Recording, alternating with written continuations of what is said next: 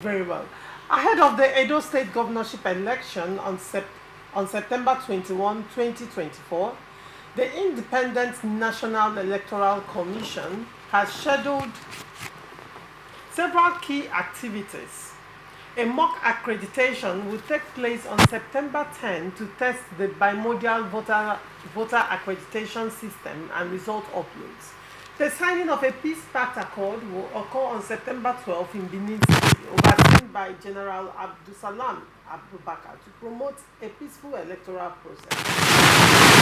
And Professor Edo Guber reported that 10 out of 13 planned activities are complete, including the final register presentation and preparation of voting materials. The collection of permanent voters' cards has reached 68.3%. Upcoming events include an INEC stakeholders meeting on September 11 and the closure of the media accreditation portal. Political parties are urged to conduct issue-based campaigns and ensure a violence-free election within the Inter-Party Advisory Council, emphasizing the need for a credible electoral process. Daniel Momo, you are from Edo State. What is your take on this move by INEC, signing of peace accord? First, I think that over the years, the signing of the peace accord has really not achieved anything. What it did achieve was that the candidates are present and they are able to exchange handshake on television, which is not their fault in any way.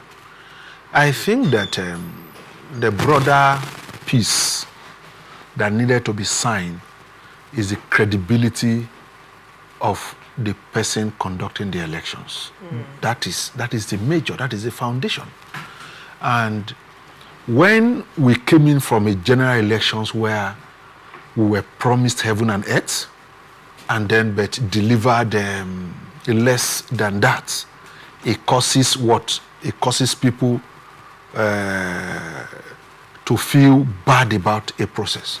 So I think, yes, as much as we want peace, as much as we want a process to go on, I think that first we should also have a way of putting INEC on the spot.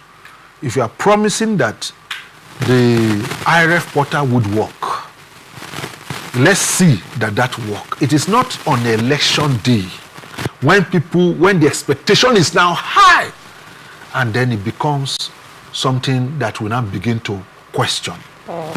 While the peace committee headed by Abdulsalami Abubakar, they have done well right from the Goodluck Jonathan's era, even till Jonathan considered that elections.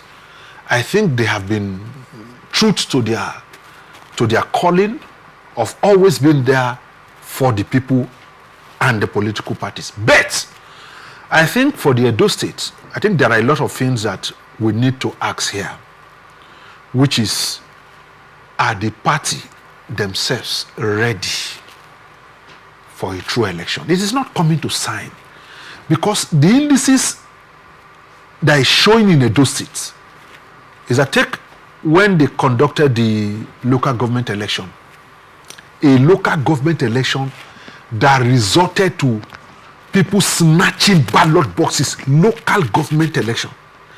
Ballot boxes were snatched, guns were used, and in an election that would take almost all the local government. So I think that in just signing that peace accord, when we come to a table like this, we should be truthful to ourselves as members of the state, because we are from the people who come to that table are from the same state. Ask ourselves that true questions. Are we ready to conduct? Because what INEC will do is just bringing those materials. How about the other actors that we are empowering behind?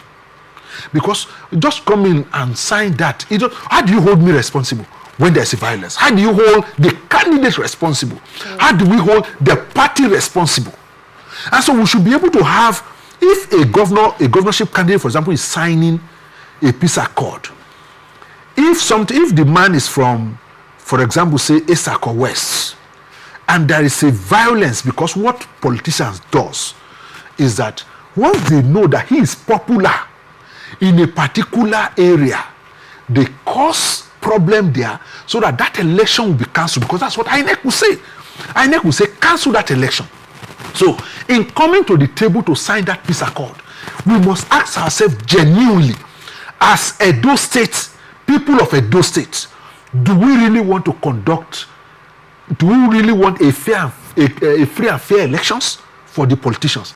And now to the people who will be watching and participating in that election, you must begin to tell yourself that the power is with us. The man who gives you gun, you are only good for the gun. When it comes to sitting with people who decide, you are not fit to be there. And so we must ask ourselves today, is that if we are better off in the last 8 years, do we vote other people? And it should be done peacefully. Why is it that if a political party is coming and campaigning, others don't follow that route? Those days, we remember, there used to be exchange of flyers. There used to be exchange of pleasant people dancing. And how is it now? It has to be violence. People must die. People must be killed. Cars must be burnt. Why does it have to be so? So in coming to that table now to sign those peace accord, who would hold them responsible when there is a violence? Do you hold? I have not seen a candidate being held responsible. So we must ask then, going forward, that this peace accord, what does it really achieve? Rather than the handshake, they come there, they take photographs, they sign. What does it achieve? The violence has not reduced. So I think those are the things that we should begin to look going forward to say, when peace accords are signed, how do you hold a candidate responsible when there is a violence? And you know the funniest thing, that violence will not happen in his home where he knows that he's popular. That place is free. Elections are free. But when he knows that his place is a popular person is going to win, they cause problems there. That is what happened all over.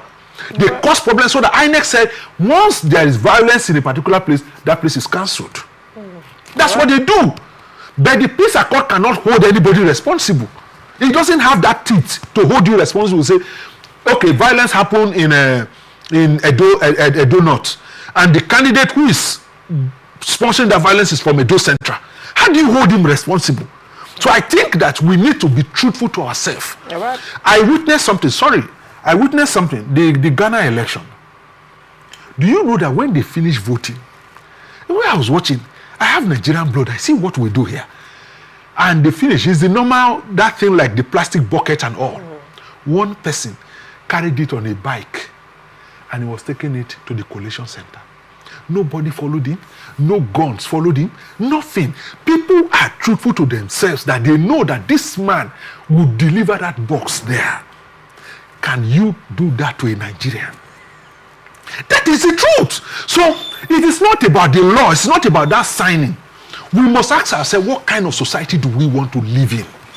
What kind of society that even in the ballot, the polling unit, policemen and soldiers, they are all there waiting for the man who will come and make people not do their civic duties. So as a people, we must ask ourselves, beyond signing, what kind of society do we want to live in Edo State? Right.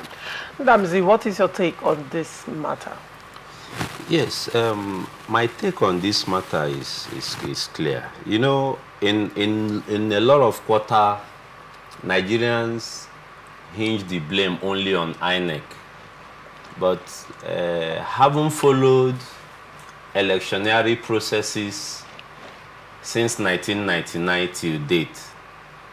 In my own opinion, the problem is not only the INEC. We know INEC have its own institutional challenges, ranging from the ad hoc staffs, which have become the major source of corruption in the commission. And the activities of the ad hoc staffs have also discredited several elections conducted by Independent National Electoral Commission. I had a very long discussion with a senior member of INEC sometime, and we shared lots of views. I opined that Independent National Electoral Commission should discard the idea of ad hoc staffs because they are not properly trained. You know, how do you make of an ad hoc staff who are just trained few weeks to election? Their mindset is always, during the election day, what to grab from politicians. I have had several experiences with them, several encounters with ad hoc staffs. Some are even party members, card-carrying members of political parties. So that has been a major problem in conducting credible elections in Nigeria. Then secondly, just like my brother Daniel here has said, that we must be true to ourselves. The technology deployed during the election, the BVAS and the IREV and all that, for INEC to get it right, the BVAS must be functional. The IREV should transmit the result in real time. That is the only reason, that is the only way out wherein Nigerians will rebuild confidence in INEC. But with the challenges of the Electoral Act and the Constitution, it is very, very difficult for that to happen. Section 60 is very clear that INEC may transmit result electronically or do it the other way around. So, you see, it's a clog. And INEC have hinged on that particular argument, even up to the Supreme Court. And to the dismay of Nigerians, the Supreme Court bought their argument that they may not only transmit electronically. So, if we must tell ourselves the truth as Nigerians who want a saner society, these things should be clearly defined. All the institutional challenges should be cut off. INEC, empower INEC to have enough manpower to conduct these elections. Not during the electionary processes, you see INEC bringing in people from diverse backgrounds. See, there should be background check on some of the persons given assigned duties and responsibilities to conduct election. You don't just bring in a man because somebody somewhere recommended him or her to come and be SPO1 and SPO2 in various units. You don't even know if these persons are card carriers of political parties. You don't know their relationship with the people contesting the election. So these are in-depth questions we need to ask and get clear-cut answers. Without these things happening, I don't see INEC delivering a free, fair, credible election in Nigeria. The BVAS must be seen to be working perfectly. We don't want to hear stories of technological glitches. Glitches wouldn't happen, but only at the D-Day we hear technological. And this IREV and the BVAS, from what we hear, are produced by one of the best in the world.